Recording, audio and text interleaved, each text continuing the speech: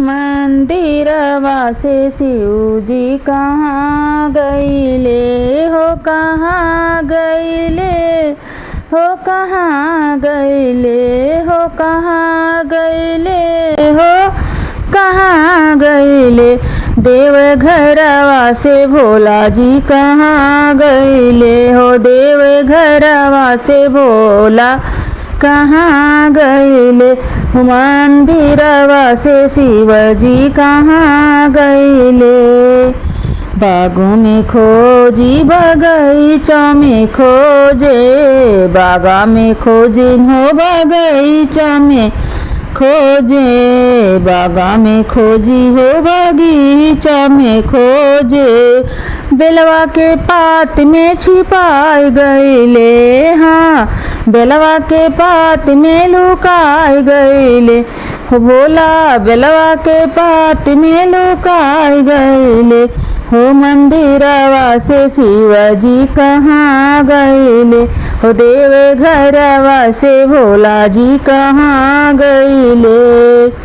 फूलवन में खोजे फुलवरिया में खोजे, फुलवा में खोजे हो फुलवरिया में खोजी, फुलवा में खोजन हो फुलवरिया में खोजे। धतुरवा के फूल में लुकाई गईले हो भोला, धतुरा के फूल में लुकाई गईले हो। मादरवा के फूल में लुकाई गईले।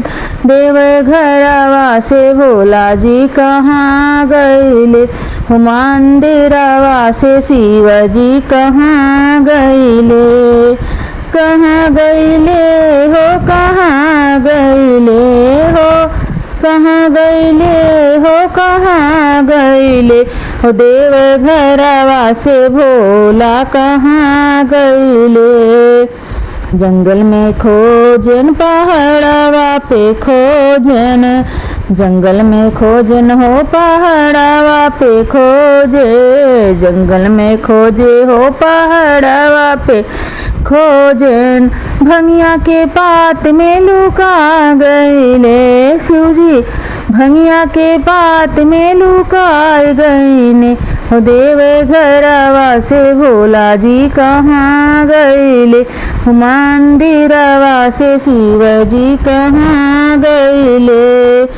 कहाँ गईले हो, कहाँ गईले हो, मंदिरवा से शिव जी कहाँ गईले। जमुना में खोजली हो सरजू में खोजली, जमुना में खोजली हो सरजू में खोजनी, जमुना में खोजे हो सरजू में खोजे। गंगा की धार में लुका गईले शिव जी, गंगा की धारा में लुकाई गईले। मंदिरवा से भोला जी कहाँ गईले, देवघरवा से शिव जी कहाँ गईले। कहाँ गईले हो भक्त कहाँ गईले, हाँ कहाँ गईले हो भोला कहाँ गईले हो। देवघरवा से शिव जी कहाँ गईले।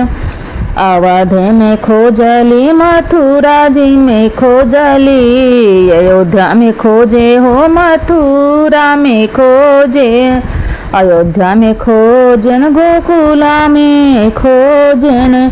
काशी नगर में लुकाई गईले हो भोला, काशी नगर में लुकाई गईले।